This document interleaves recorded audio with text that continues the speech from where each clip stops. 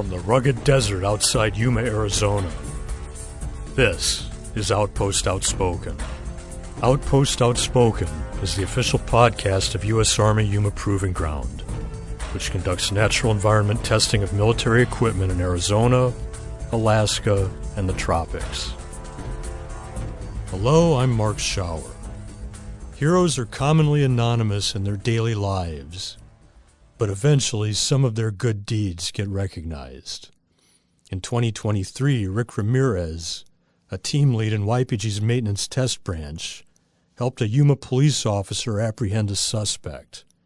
He was honored in a surprise ceremony at his workplace well over a year later. So you and your wife were out to brunch on a Saturday. On a Saturday, yes sir. We come up on 16th and 4th, looked over towards the Taco Bell there on 4th, and saw the officers kind of struggling with the suspect.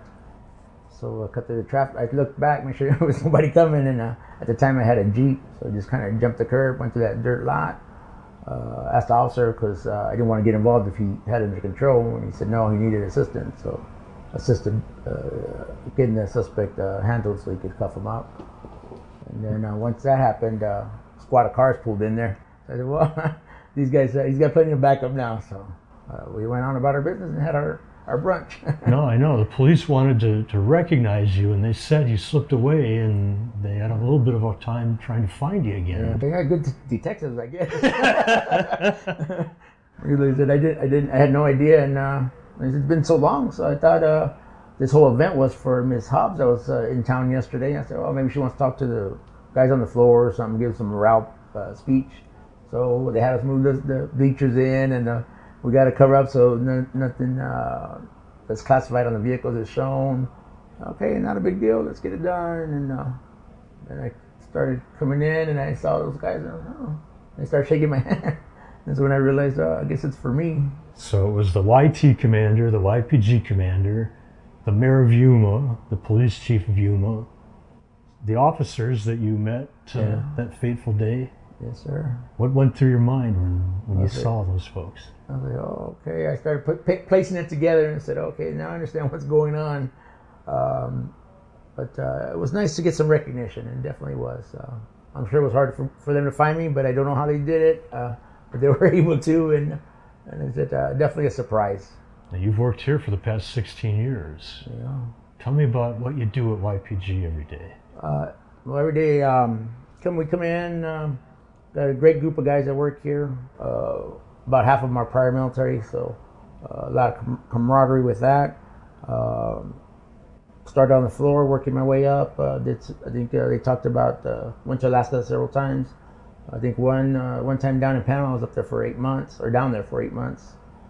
So I did my little tours, probing myself, and now I'm in a lead position. So you're the lead for the wheeled vehicle section. Correct, wheeled and TDA, which are the facility vehicles. So YPG owns a M1 tank or a Bradley. I'm in charge of those as well. You have to maintain them and fix them. Maintain them, service them, and repair them. Yes, sir. Well, myself and the group of guys that are under me. No, I've heard tell for a long time that some of the repairs you do here are not what you'd ordinarily expect to see at a test center. There's depot level work that you guys do sometimes. At times, yes, sir. During your time here, you saw YPG at its very busiest. 2011 was the busiest year, and wheeled vehicles were a big part of that. Yes, sir. We were working 6 days a week, sometimes 7. Back then, we didn't have we weren't restricted to 60-hour work weeks, so we were putting definitely some hours in.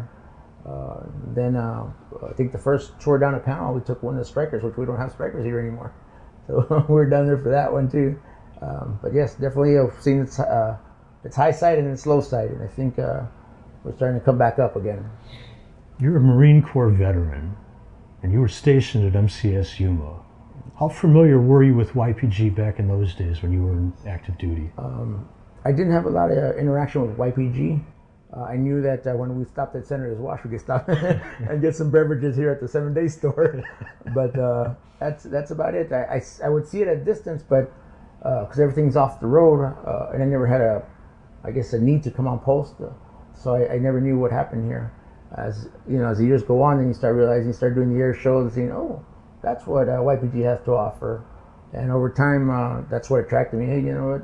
As a veteran, you want to have the best when you're in the field, in theater. So maybe I can help do a little bit of my part too for the next generation that has to go into combat. You've been here quite a while now. You expect you'll be here a little while longer?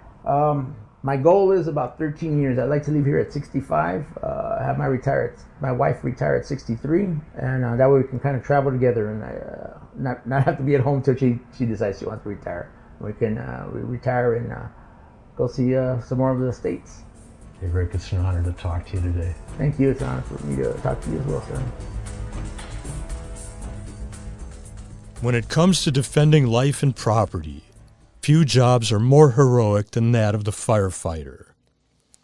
Somerton native and Kofa High School graduate Raul Carlos has worked at YPG's fire department since 2020, but never intended to make firefighting a career. Had you heard of Yuma Proving Ground while you were growing up in Yuma? You know what? I did not. I grew up in Somerton, Arizona, and I knew about MCAS, didn't have an idea that YPG existed. How'd you get into firefighting as a profession? So it's funny, actually. When I was in college, I was looking at the different electives that they offered, and the Fire Academy was one of them. And so before that, I worked for the school system. I was there for about 5-6 years, and I was taking college classes at the time. So I looked at it, and basically I chose the Fire Academy as a way to kind of test myself. And you didn't start at Yuma Proving, though. You were with Rural Metro for several years. I did. I worked for Rural Metro for about almost 4 years. How'd you first learn about Yuma Proving Ground having opportunities? So I had a couple of my now coworkers at the time when I was working for Rural Metro. They worked there, and they were there for kind of a short time, and then they kind of came out here. And so as they came out here, that's how I heard about Yuma Proving Ground. What's the shift like for a firefighter at Yuma Proving Ground? How many days on, how many days off? Usually for our shifts, we do 48-72, so we're on for 48 hours, 2 days, and we rest for 3 days, 72 hours. And you're on post those whole 48 hours? You're on here 48 hours. Mm-hmm. And you don't respond to just emergencies on post. You could be all over in the vicinity of Yuma Proving Ground. We usually have what they call it a mutual aid. So we will respond on base and the surrounding area around Yuma Proving Ground, and that's to help our counterparts, you know.